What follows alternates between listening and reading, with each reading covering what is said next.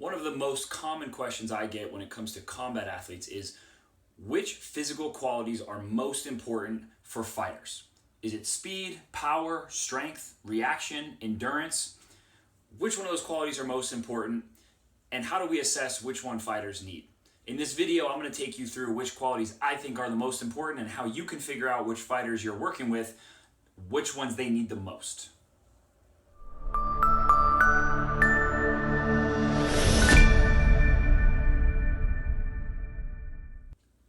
When it comes to fighters, there's a lot of confusion over which qualities are best. That's why there's so many different training programs. There's so many different coaches that are saying, my program's the best.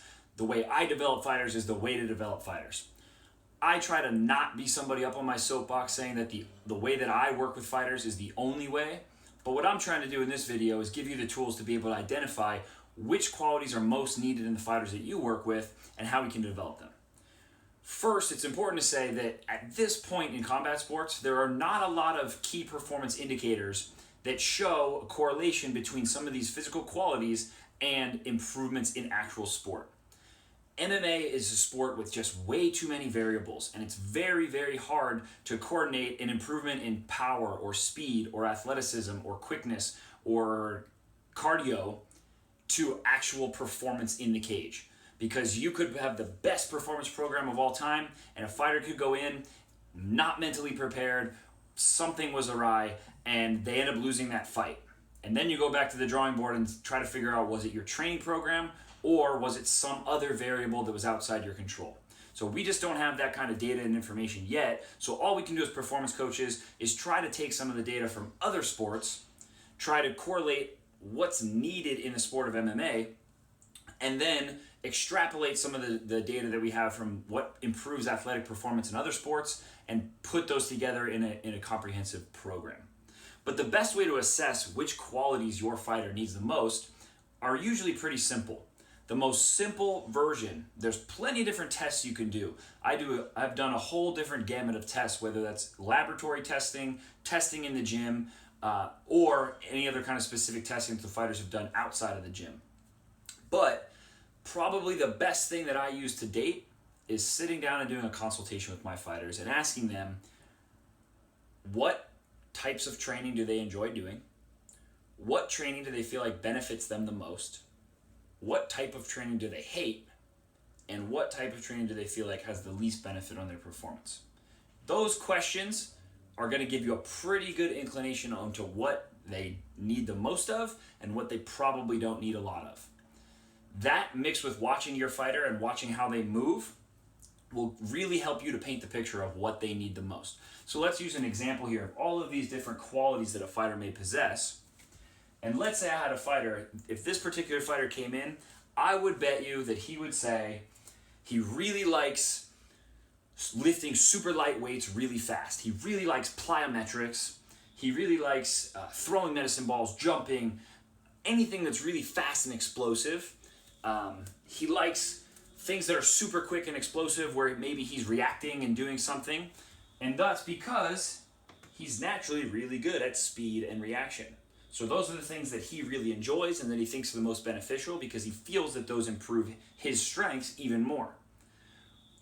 That's how these strengths become even bigger strengths, because we tend to do what we're good at.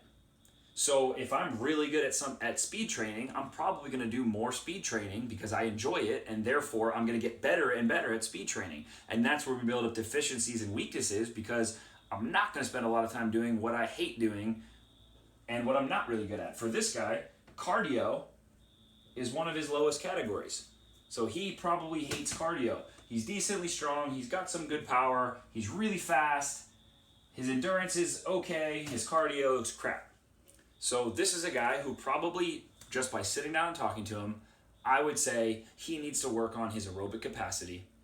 He's probably super fast, super powerful. He's probably a guy who likes to exert a lot of force. He probably tries to finish fights in the first round and doesn't do so well when fights go into the second round, third round, and he probably wanes off a lot in the third round. If he ever fights longer fights, I would say if you looked at his record, he probably loses more often than not when he fights for 3 rounds or more.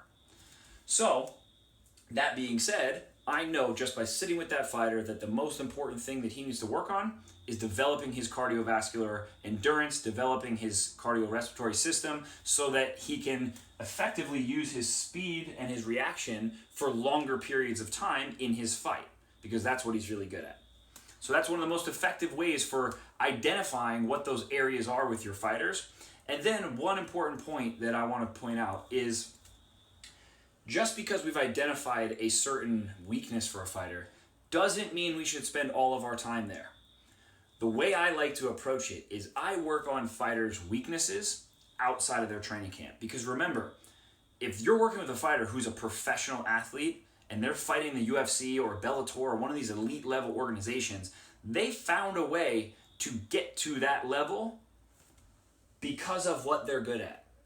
So if all I do is try to make that fighter into a cardio machine, I'm probably going to end up making him slower and making his reaction times worse, and I might improve this a little bit. So maybe his cardio gets up to here, but these drop down a little bit. But he's a world-class athlete because he does these things really, really well. So you have to remember that a fighter's strengths is what they're really good at, and they need to continue to sharpen that tool because that's going to be what they're going to rely on.